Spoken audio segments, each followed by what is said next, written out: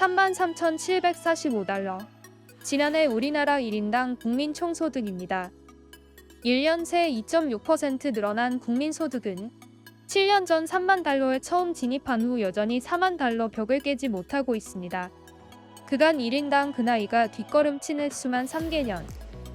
재작년에는 20년 만에 대만에 추월당하기도 했습니다. 2년간 이어진 강달러 여파에 달러 표시 국민소득은 소폭 상승에 그쳤습니다. 저성장 탓도 큽니다. 건설 설비 투자반 등에도 내수 둔화 탓에 실질 국내 총생산 성장률은 1년 만에 반토막 났습니다. 내수 침체 탈출이 시급하지만 민간의 소비와 투자 회복은 유연한 상황입니다. 한편 우리나라의 1인당 국민소득은 대만과 446달러의 격차로 다시 앞서 나갔습니다. 2022년과 달리 이번에는 대만이 강달러의 쓴맛을 봤습니다. 수출 회복에도 원달러 환율에 울고 웃었던 우리 경제. 공물가 영향에 실질 소득까지 떨어지면서 저축과 투자에 쏟을 여력도 줄었습니다.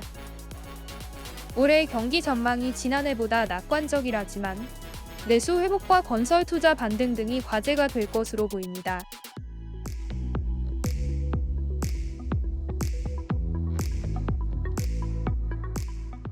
반려동물을 키우는 가구가 늘면서 관련 산업도 급성장하고 있습니다. 특히 국내 펫푸드 기업은 국내를 넘어 해외에서도 역진하고 있는데요. 국내 한 업체에서 생산되는 연간 6만 톤의 펫푸드는 국내뿐 아니라 베트남과 대만 등 8개국에 수출됩니다. 앞으로는 동남아시아를 넘어 인도와 중동, 미국과 유럽 등 선진 시장까지 수출 점프를 노리고 있는데요.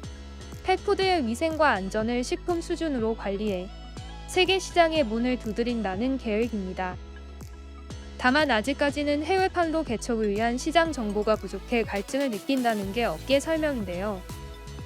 기업들의 목소리에 정부도 팔을 걷었습니다. 앞서 지난해 8월에는 펫푸드를 비롯한 반려동물 연관 산업을 국가전략산업으로 키우겠다고 밝혔습니다. 반려동물 산업은 연평균 7.6%씩 성장하는 보부가 산업인 만큼 산업 진흥을 위해 힘을 싣겠다는 겁니다. 오는 2027년에는 펫푸드 수출액 5억 달러를 목표로 지원을 다각화하기로 했습니다. 이제는 세계로 뻗어나가는 우리 펫푸드 기업이 정부의 적극적인 지원에 힘입어 수출액을 달 수 있을지 주목됩니다.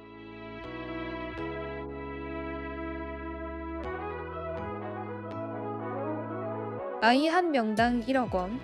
최근 파격적인 출산지원금을 내거는 기업들이 늘자 이 돈을 무엇으로 볼지는 기획재정부의 골칫거리였는데요. 세금이 크게 차이가 나기 때문입니다. 세법상 회사로부터 받은 근로소득이지만 이 경우 세금만 최대 3,800만 원을 내게 됩니다. 지원 효과가 반감된다는 지적에 증여로 보자는 주장이 나왔는데 세금은 대폭 줄어듭니다. 대통령까지 부담을 줄이라고 주문하자 정부는 한 달 만에 대책을 내놨습니다. 근로소득으로 보되 전액 비과세 혜택을 주기로 했습니다.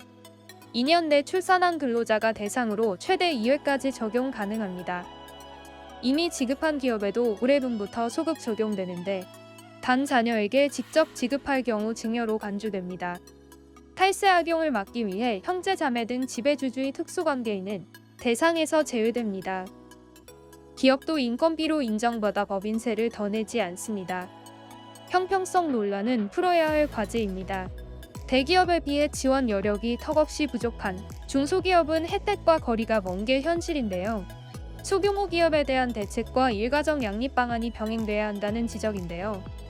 현금 지원 효과가 소득 상위 계층에서만 뚜렷하다는 점도 한계로 꼽힙니다. 소득세법을 손봐야 하는 사안인 만큼 기재부는 9월 세법 개정안에 구체적인 과세 방안을 담기로 했습니다.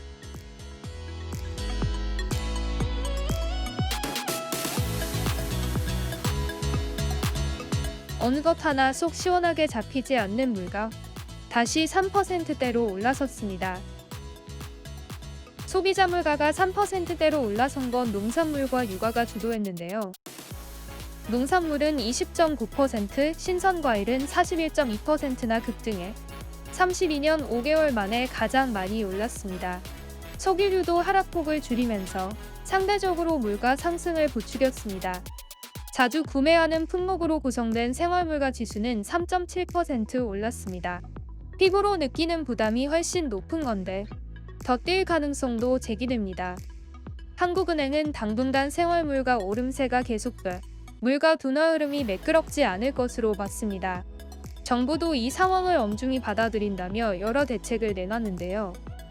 다음 달까지 농축수산물 할인에 600억 원을 투입하고 직수입한 과일은 싸게 공급합니다. 가격이 뛴 품목에 대한 납품단가 지원 예산은 204억 원으로 대폭 확대합니다. 기업들의 적극적인 동참도 당부했습니다. 경기 회복세와 맞물려 국제유가 불확실성이 커지고 있어 당분간 물가에 상당한 압박으로 작용할 전망입니다.